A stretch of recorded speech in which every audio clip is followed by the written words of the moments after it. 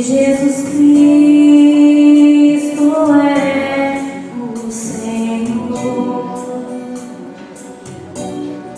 Todos os joelhos se dobrarão e toda língua proclamará que Jesus Cristo é o Senhor.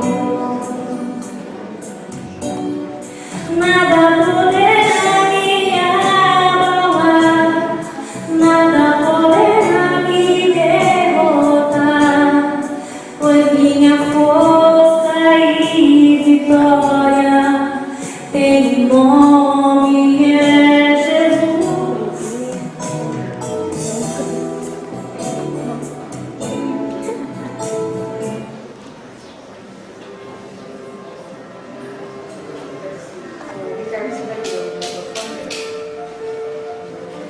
Vai precisar do microfone? Não?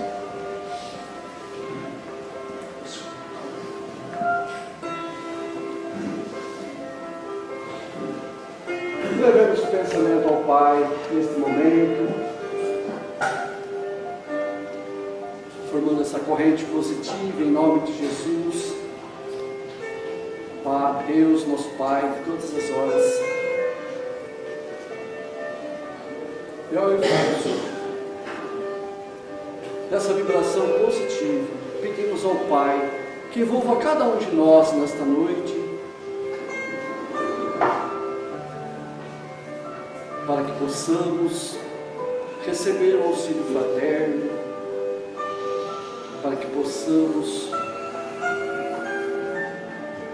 aprendermos mais com as lições do dia a dia, com a palestra, para que possamos, nessa nossa jornada,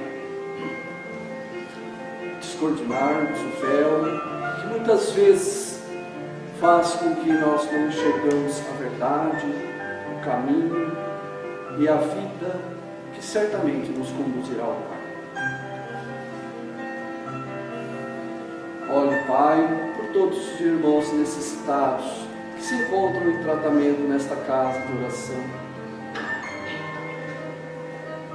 Olhe por todos os encarnados, necessitados, que se encontram em hospitais, asilos, aonde existir a necessidade que sua boa amiga possa estar presente, Senhor, envolvendo a cada coração, para que todos sejam beneficiados. Que Jesus nos abençoe nesta noite, agora e sempre. Que assim seja.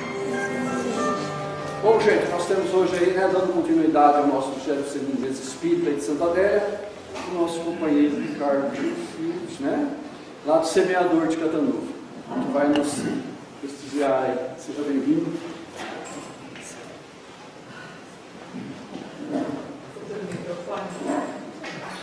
Pessoal lá.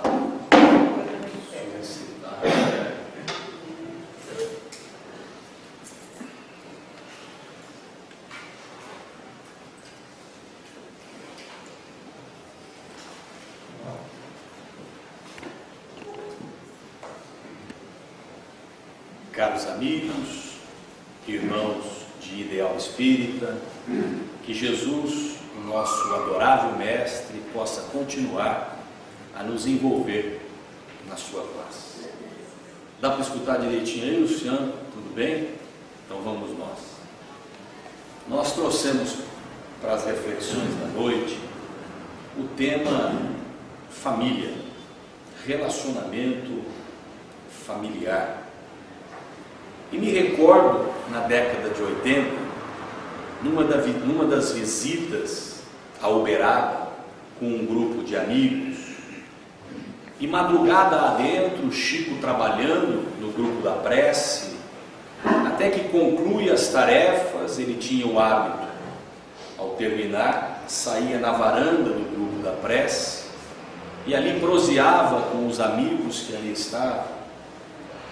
Normalmente, sempre que possível, Jerônimo Mendonça visitava, permanecia do lado de fora enquanto ele trabalhava lá dentro, cantando, conversando, consolando tantos corações. E naquela ocasião, uma caravana, como outras tantas do Brasil afora, se fazia presente, e a cidade de Ribeirão Preto, representada por uma caravana.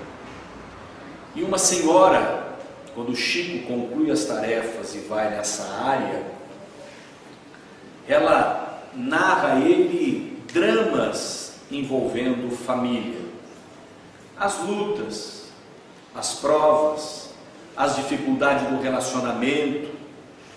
E a lição do Chico é guardada até hoje, quando ele nos faz pensar, abraçando aquela amiga, dizendo: ah, minha irmã, a família é a nossa grande escola. Na verdade, a primeira escola em que raramente tiramos nota 10. E quando pensamos no que o Chico disse a todos nós que estávamos ali, ele se dirigia a uma mulher que conversava pedindo orientação, mas na verdade ele faz com que todos pudessem pensar sobre a importância da família. E quando pensamos a respeito de família, nós somos convidados a buscar na obra Vida e Sexo, do nosso querido Emmanuel, pela psicografia abençoada também do Chico, as seguintes palavras. Emmanuel nos faz refletir: a família consanguínea é lavoura de luz da alma, dentro da qual triunfam apenas aqueles que se revestem de paciência, renúncia e boa vontade. Emmanuel diz que na família, no relacionamento familiar, só consegue vencer nessa jornada que nós estamos quem se reveste de renúncia, paciência e boa vontade. E a doutrina espírita, ela nos oferece oportunidades de estarmos valorizando ainda mais esta célula tão importante, porque nos mostra que a visão de família vai muito além da consanguinidade, dos laços do sangue, do corpo. E quando pensamos sobre isso, a doutrina nos esclarece que existem dois tipos de família: a família consanguínea, que comumente nós assim definimos, e a família espiritual, os laços da alma. Vamos entendendo melhor as coisas. Por quê? Porque tantas vezes temos divergências, em outras vezes dificuldade de relacionamento, em outras situações, aversões, com criaturas que estão matriculadas na nossa família. Em contrapartida, nós nos identificamos com determinados amigos, com uma afinidade tão grande que não sabemos explicar, mas entendemos que aquele amigo que não tem laços consanguíneos conosco faz parte da nossa família. Nós olhamos para o amigo e nós sabemos o que ele está pensando ou o que ele gostaria de falar. Outras vezes o sorriso, nós já entendemos a mensagem. É uma afinidade, uma identificação que existe. E nos relacionamos com criaturas que percebemos que fazem parte da nossa família. Pode não ser dos laços corporais, mas é um familiar nosso. Companheiros muitas vezes de ideal que nós nos afinizamos, companheiros de 30, 40, 50 anos, e esse envolvimento afetivo que nos faz tão bem à alma. Família espiritual. Nós estamos aqui, mas cada um de nós fazemos parte de uma família espiritual, e muitos de nós da mesma família, pelos laços da afinidade. Imaginemos como a família consanguínea, na nossa sociedade, os grupos familiares, também assim na espiritualidade, as coisas acontecem. Do mesmo jeito que existem as cidades do lado de lá, da mesma forma, as colônias, as cidades espirituais, esses grupos que se reúnem, que trabalham por afinidade. Alguns pensam assim: mas quando eu desencarnar, eu quero ir para nosso lar. Ótimo, isso é maravilhoso, né? Mas não vão alimentando muito isso não, sabe?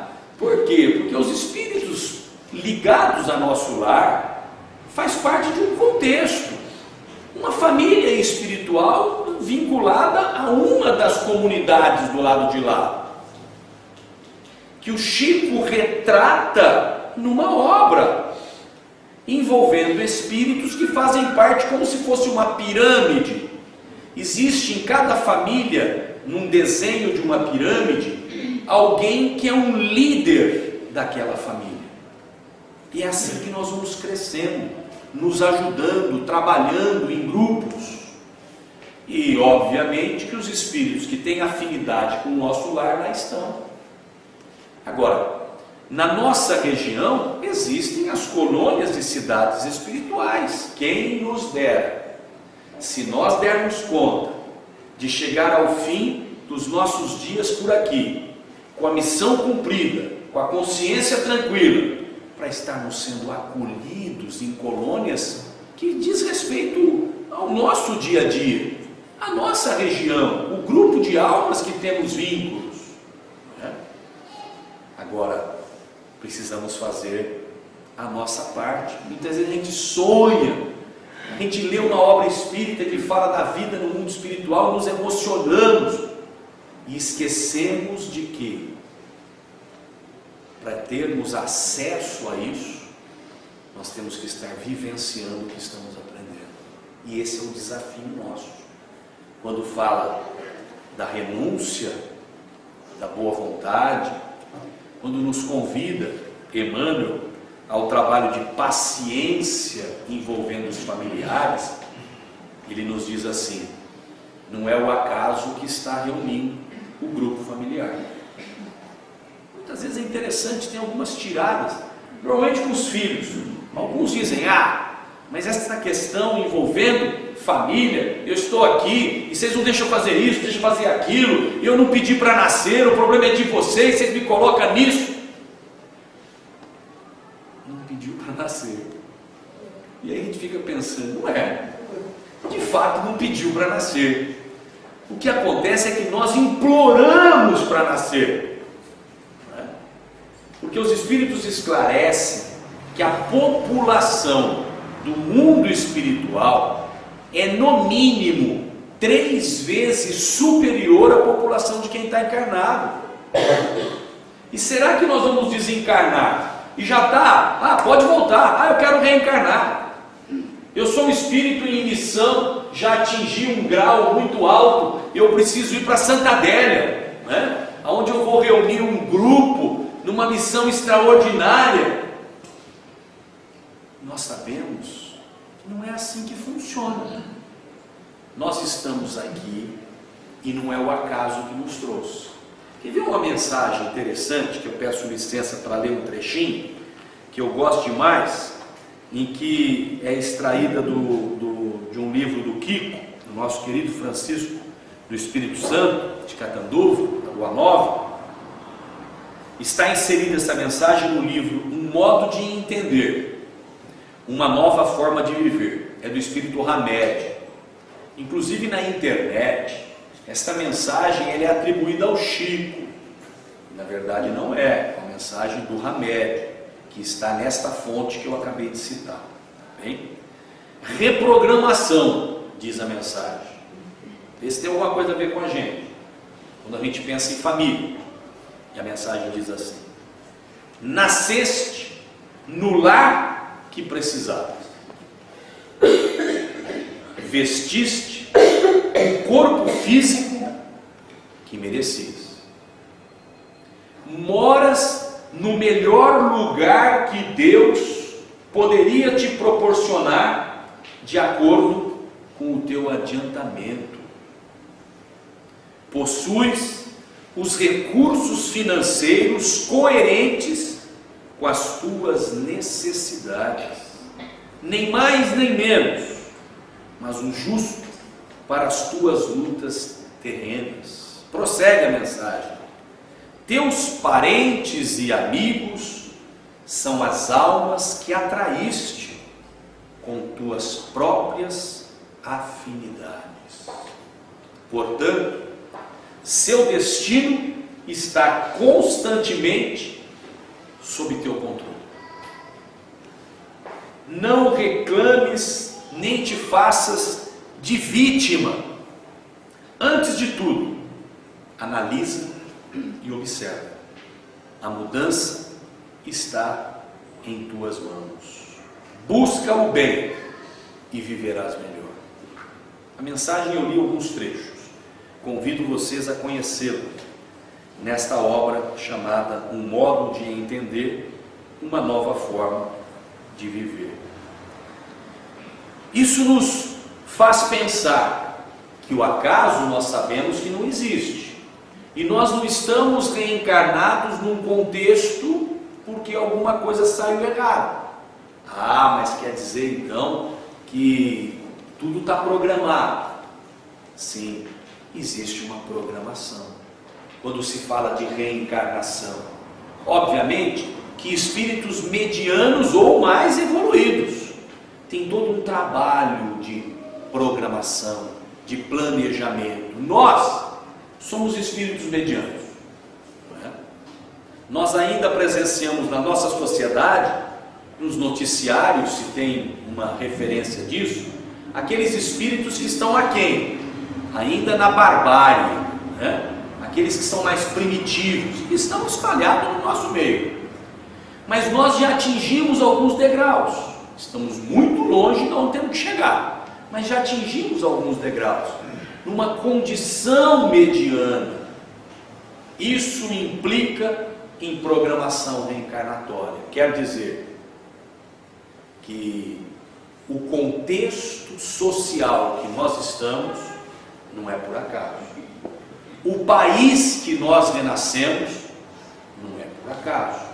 A época que reencarnamos tem uma razão de ser. Os nossos pais, não foi o acaso que nos reuniu com eles. Os vínculos, a necessidade de estar juntos. Ai, Ricardo, será que não tem nada errado? Mas o meu pai é tão difícil. Mas veio uma criança que é tão complicada.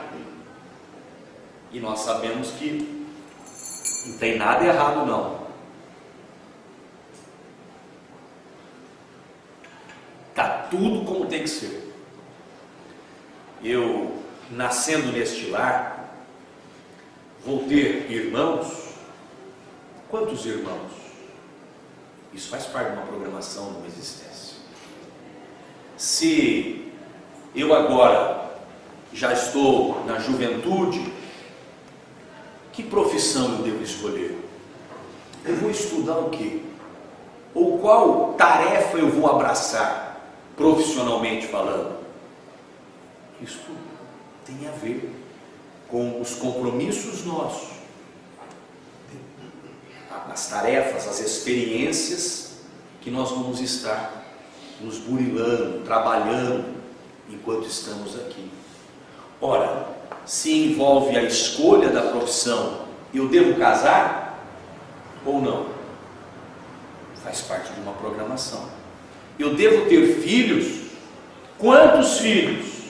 Veja, são pontos que na verdade estão programados antes de reencarnarmos. Isso tudo está programado. E como é que nós lidamos com isso? São as nossas experiências, quando aqui estamos. O gênero de morte, não é? A época em que a gente deve desencarnar, isso faz parte da nossa programação. E o importante é aproveitarmos o tempo enquanto estamos por aqui. Conta que um casal recém-casado viviam muito bem nos primeiros meses.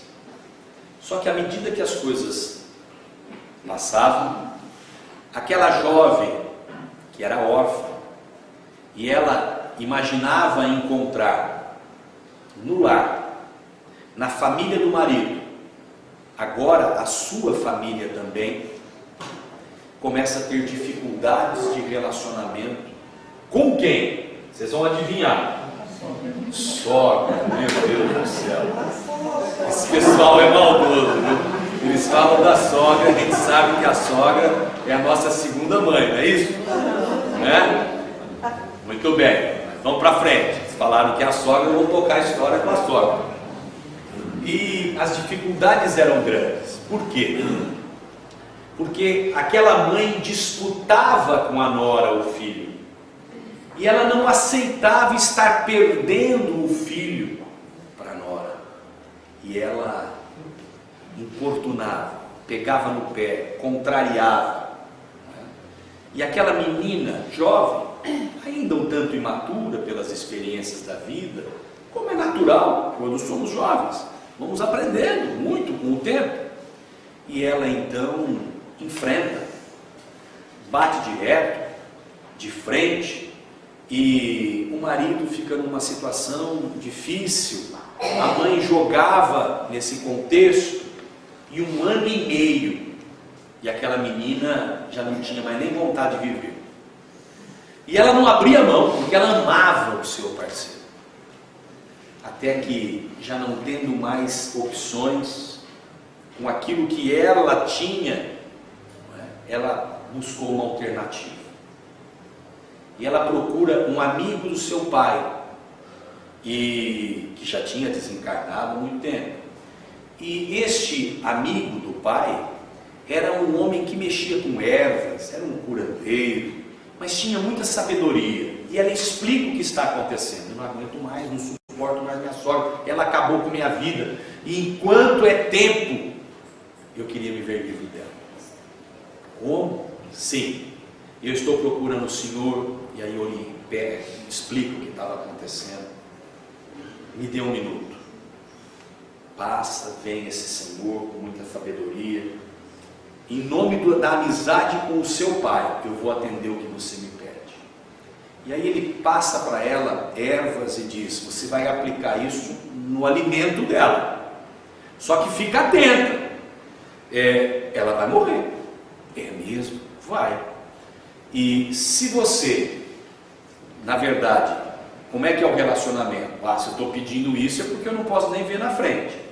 Então, você vai ser a primeira suspeita. Então, na verdade, tem alguns exercícios para você praticar. Não exagera na dose. Um pouquinho, cada 2, 3 dias. E isso é o suficiente para que gradativamente, em alguns meses, ela não resista. E nesse período você tem a oportunidade de estar convivendo com ela para mudar a imagem sua em relação a ela no tratamento, no relacionamento. Tá bem, para quem já aguentou até aqui, pensou aquela jovem, vamos um pouco mais. E aí volta, e a implicância aumenta, e ela vai lidando, e a paciência que Emmanuel fala, ela começa a praticar. Com paciência vai aguentando a sogra. E a sogra, a partir do momento que ela não revida, que ela não bate de frente, a sogra vai ficando incomodada. Mas o que tem essa menina? Será que ela se acha melhor do que eu? Ué, mas sempre a gente brigou quando acontece isso, por que ela agora não briga? E, porque tem gente que é assim, né? Não basta, ele quer brigar. Se o outro não briga, ele fica bravo e quer brigar porque o outro não brigou. Nós somos um tanto perturbados, né? Mas tem muito disso. E aí, o que acontece? Essas coisas foram acontecendo, mas ela foi se policiando, quase que ela infarta, porque ela se segurava e mudava a cor, mas ela segurou a peteca. E aquela sogra foi passando a lidar com a nora de uma forma diferente. O marido estava surpreso. Meu bem, você está tratando minha mãe de uma maneira tão bacana, que bonito. Eu sei que ele é difícil, eu quero te agradecer, isso só aumenta o meu amor. Ele não sabia o que ela tinha programado. E vai. Só que depois de alguns meses, antes do que aquele sábio curandeiro tinha previsto, ela percebe que agora existia uma afeição entre ela e a sogra. Passou a existir um carinho, uma forma de lidar maternal, porque não era uma rival, passou a ser entendida como filha, porque amava o seu filho, e ela queria a felicidade do seu filho, e aí passaram a viver bem, e ela entrou num drama, num processo de culpa, a consciência pesada, ela recorre àquele homem, pelo amor de Deus, se ainda der tempo, eu não posso fazer isso com a minha sogra, ela mudou o tratamento comigo, eu confesso que agora eu tenho até uma afeição por ela. Tranquilize-se, minha filha, diz aquele homem, eu já previa que isso pudesse acontecer, fique tranquilo, eu não lhe dei veneno nenhum, o que eu lhe ofereci para você colocar na comida dela era uma vitamina, ela deve estar mais forte, etc. Isso, na verdade, essa história, ela nos faz repensar o que Emmanuel nos convida para vencer no relacionamento familiar. Quando diz Emmanuel da importância da paciência, ela exercitou a paciência, da renúncia, ela soube abrir mão, ela renunciou, ela não foi egoísta, ela dividiu, e complementa com boa vontade.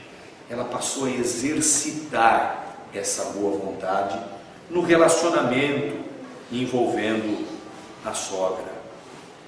Interessante que a gente pode trazer essa experiência não só no relacionamento entre nora, a sogra, genro, etc., mas no relacionamento seja qual for. E quando trazemos família, vale uma reflexão sobre os cônjuges, né? E os desafios são muitos. Por quê?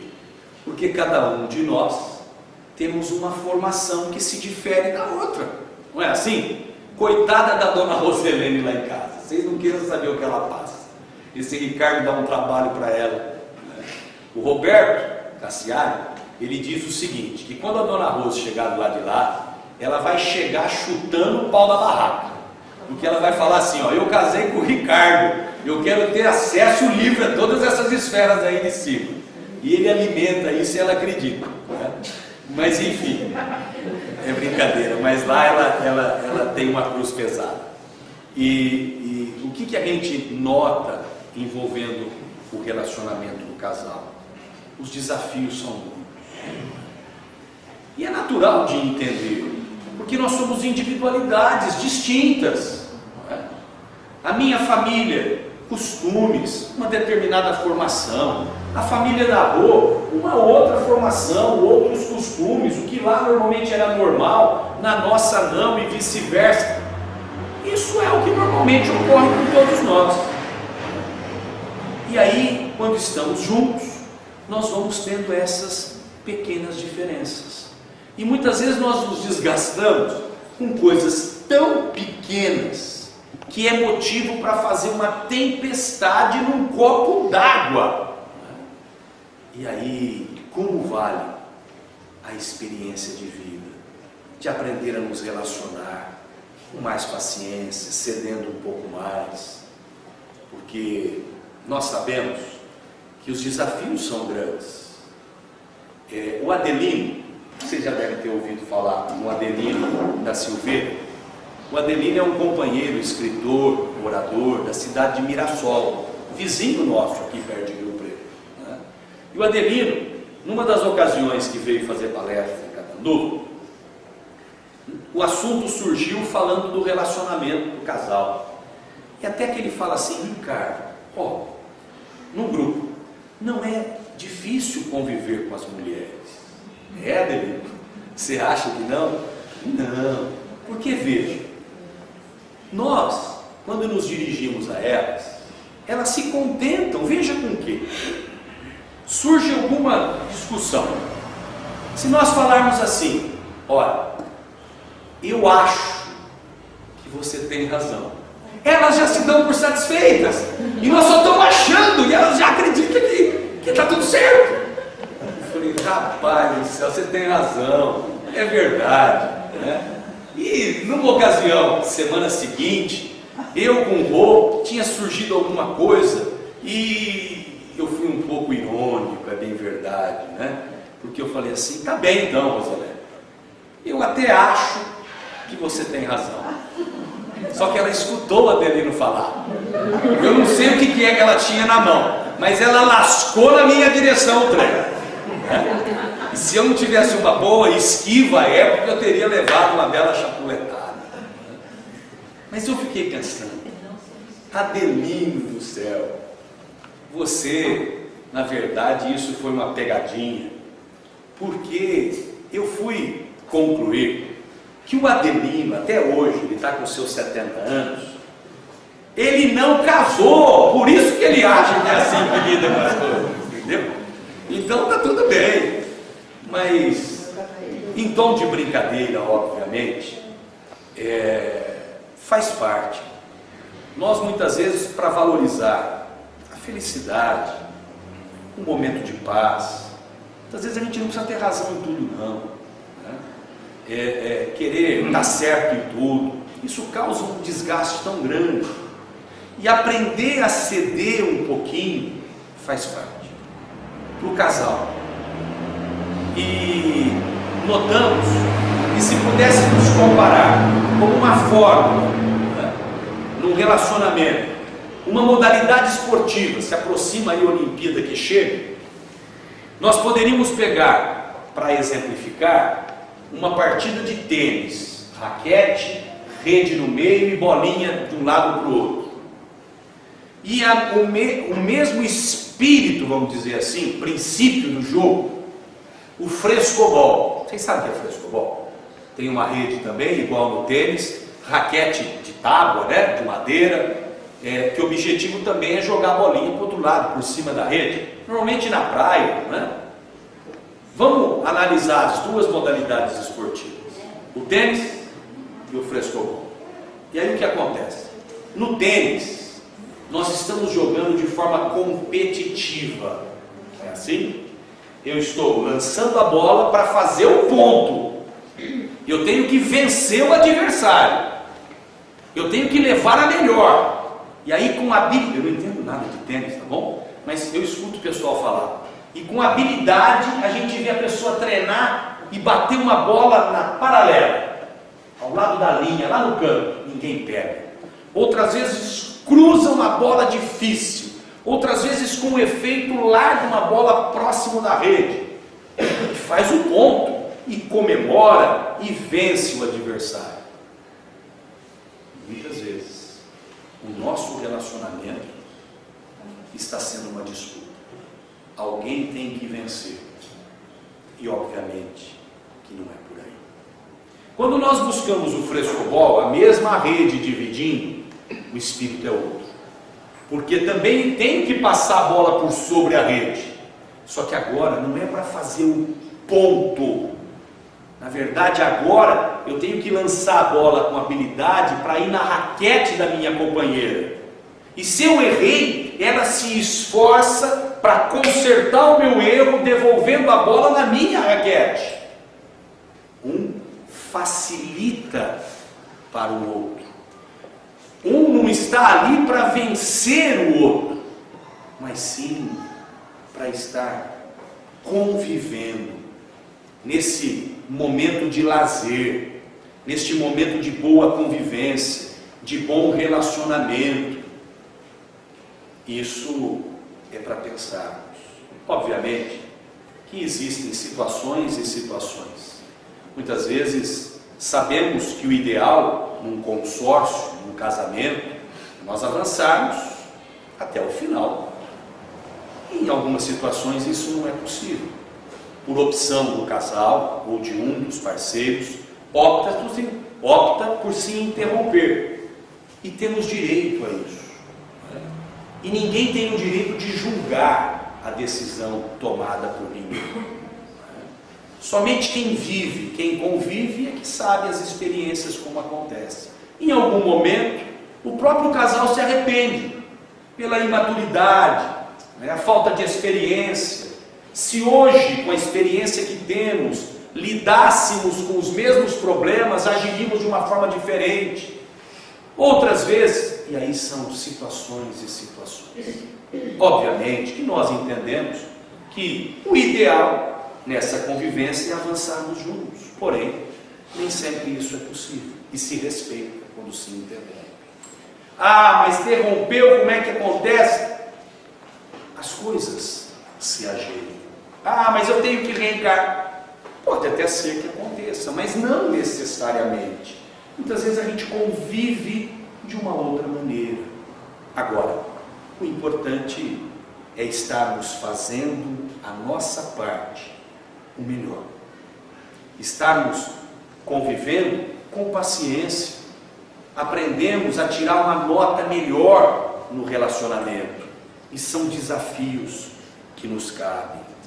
Quando nós trazemos para os filhos, nós sabemos que os nossos filhos não são nossos filhos. A partir desse momento, diz Khalil Gibran, que tem a ver com a visão da doutrina espírita. Porque os nossos filhos são nossos irmãos. Nós já vivemos juntos. As coisas podem ter se invertido em outras existências. Somos companheiros de viagem. Nós não somos melhor do que eles. Os pais não são melhores do que os filhos. Na verdade, são mais experientes. Muitos dos pais mais experientes. Pelo tempo de vivência. Agora, a partir de um determinado momento, de um trecho dessa caminhada, se percebe que muitos dos filhos acontece de ter uma experiência, não dos dias matriculados nessa vida, mas a bagagem espiritual superior à dos pais. Quantas vezes o filho abraça o pai, seja na juventude, na madureza, e o pai está transtornado por um problema emocional. E o filho lida tão bem com essa questão emocional.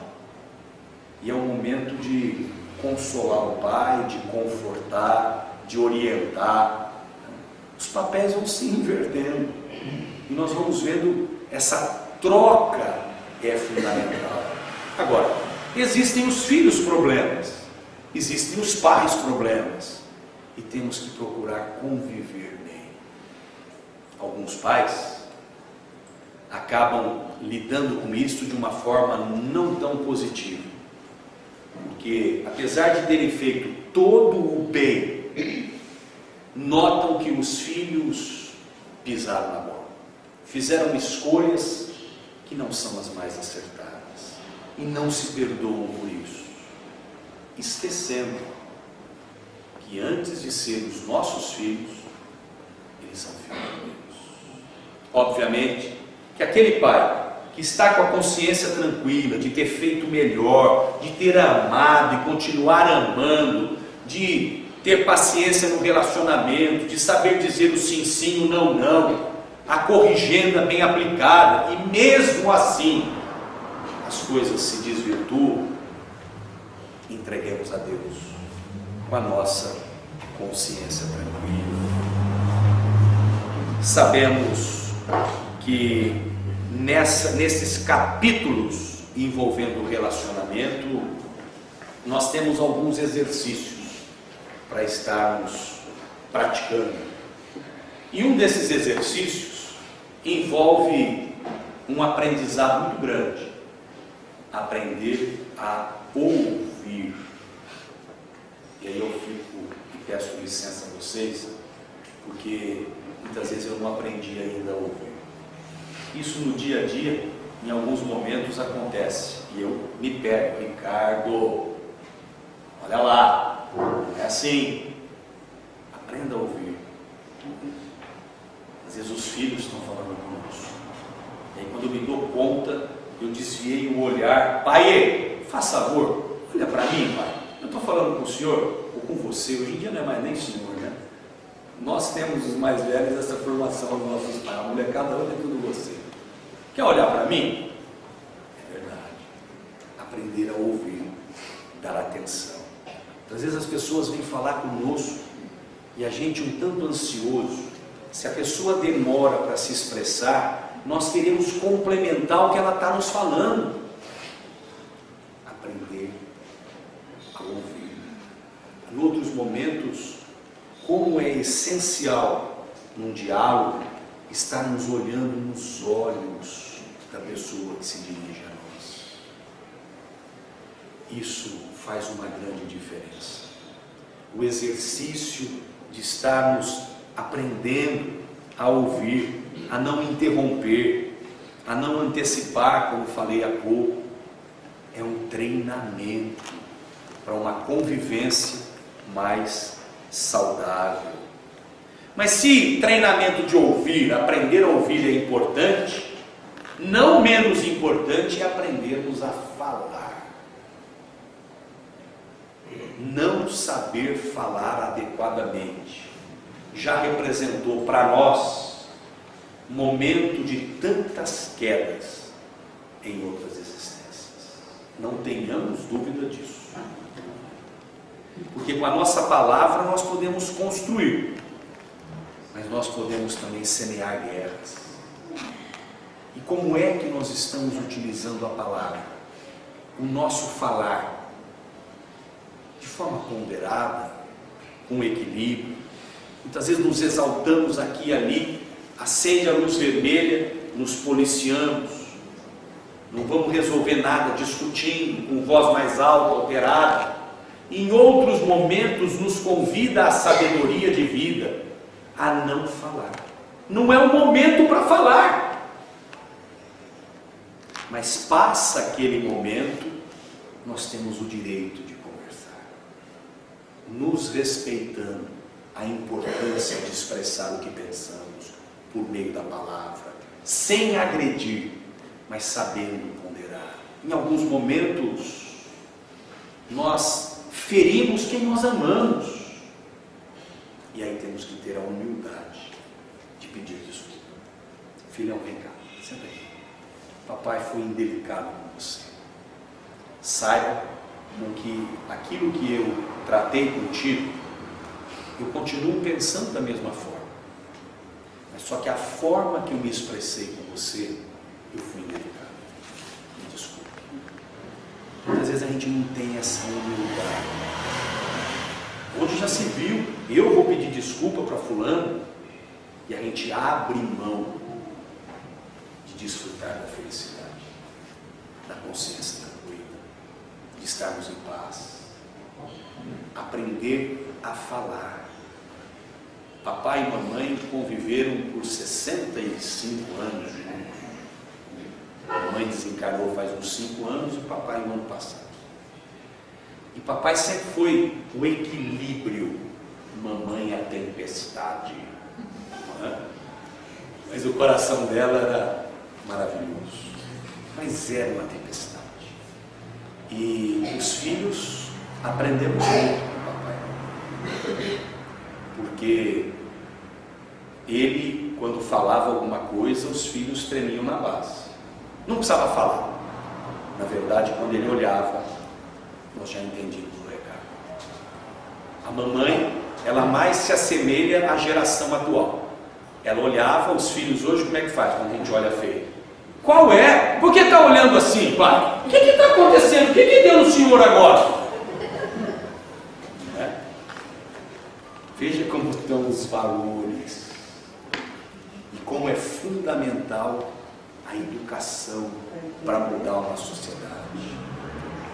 A geração, um pouquinho para trás, eu estou com 53 para 54, e a minha geração, papai olhava e nós entendíamos.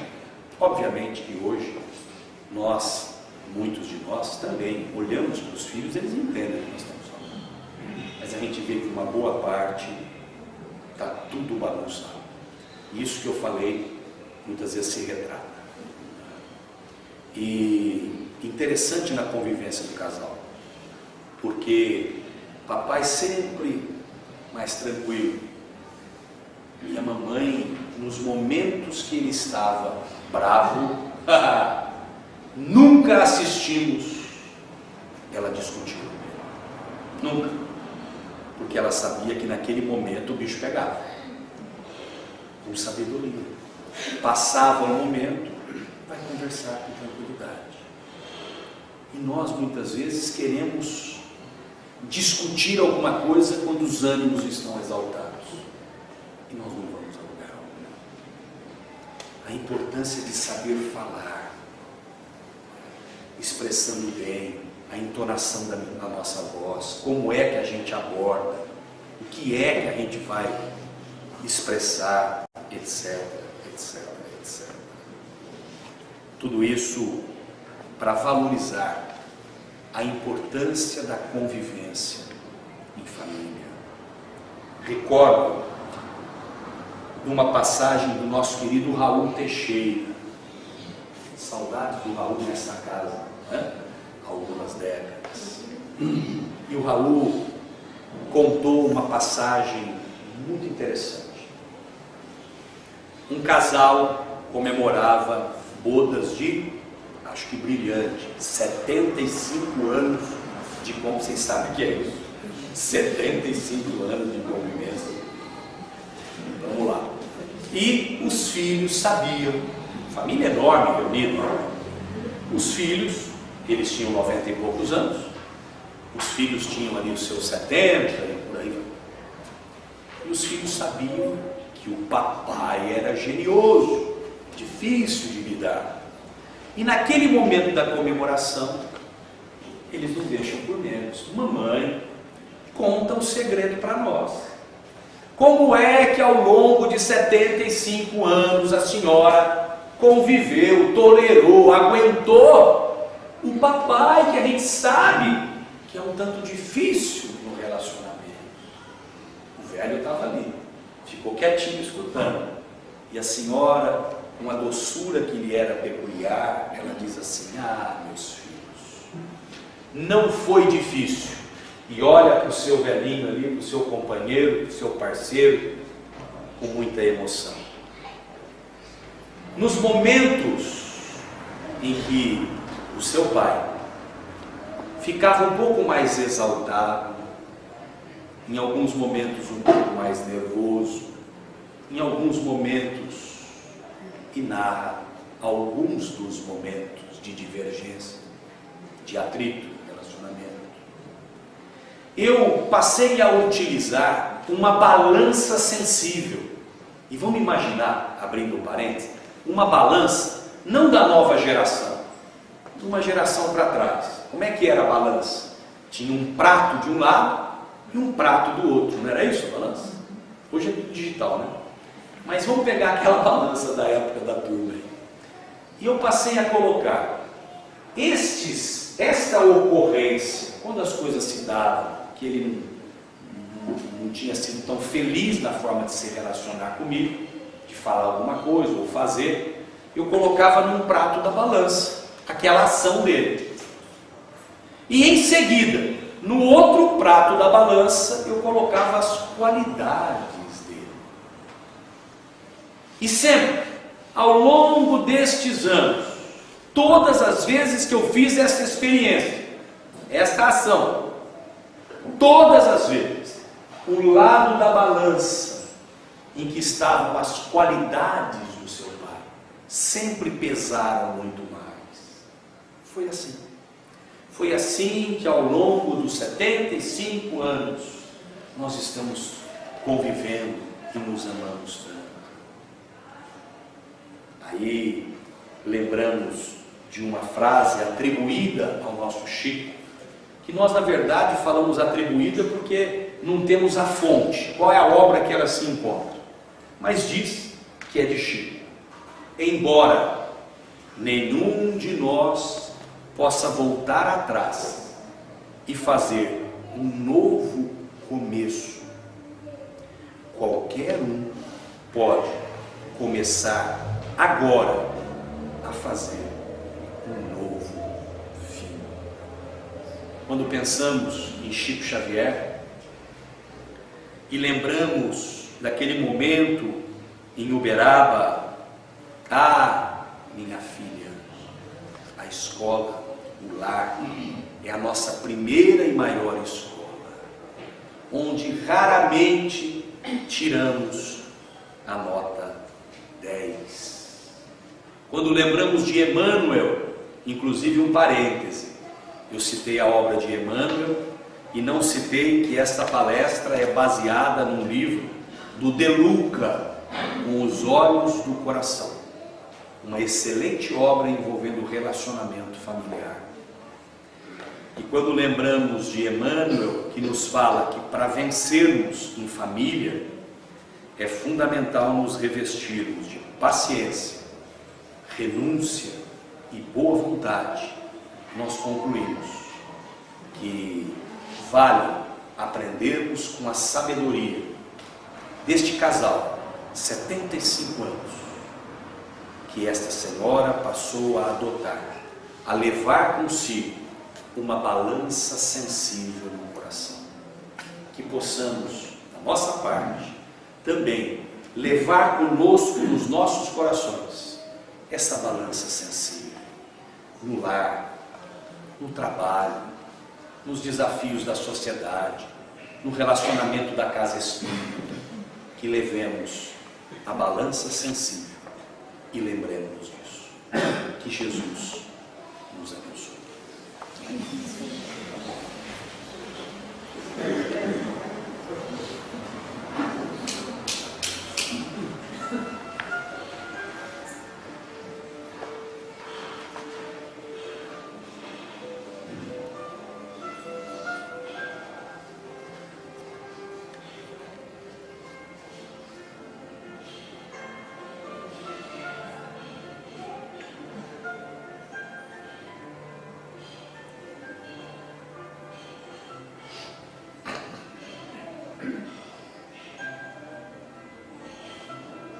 Amigo Jesus,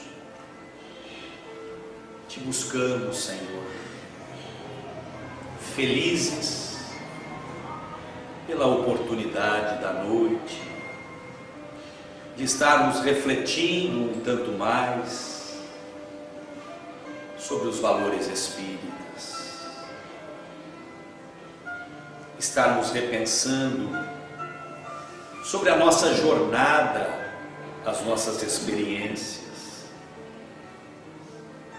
Quando relembramos da figura extraordinária de Chico Xavier, agradecemos a este coração o legado que nos confiou. Obrigado, Chico, pela sua vida exemplar a todos nós. Quando nos lembramos do relacionamento, a figura deste homem chamado amor representa com louvor o exemplo da criatura que aprendeu a se relacionar com as diferenças, a conviver com as divergências, com a calúnia, nosso querido Chico exemplificou como devemos ouvir, como devemos falar, nos oferecendo a mensagem do Cristo como um roteiro seguro para a nossa felicidade, mesmo que relativa, na terra. Quando lembramos desta criatura que amamos, nós rogamos a espiritualidade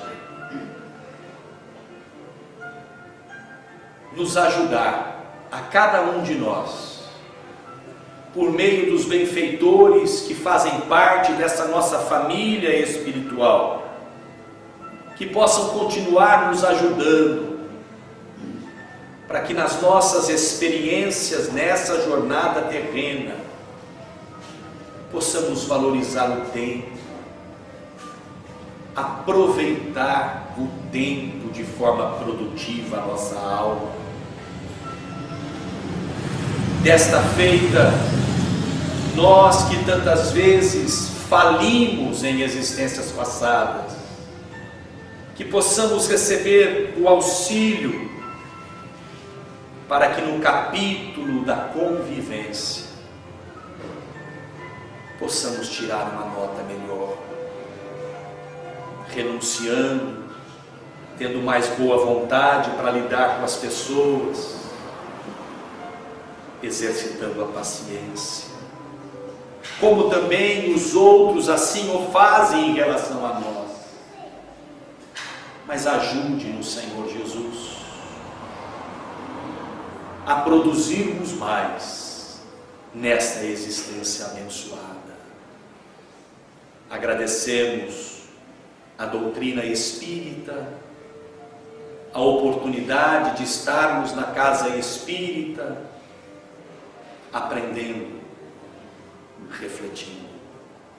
A nossa rogativa em favor, em benefício dos companheiros de jornada que ainda se encontram vacilantes, na dúvida, aquelas criaturas que ainda estão endurecidos, outros que estão iludidos com os valores do mundo. A nossa rogativa por estes irmãos, estejam inseridos na nossa família ou não, sejam companheiros de jornada, seja quem for. Muitos destes nós mentalizamos nestes momentos, vibrando, para que possam serem tocados. Amigo Jesus, pedimos o seu socorro aos companheiros de jornada que atravessam os momentos de provas, de expiações, de lutas, que tenham fé, resistência, confiança. Esteja conosco, Senhor Jesus. Abençoe-nos, hoje e sempre. Que assim seja.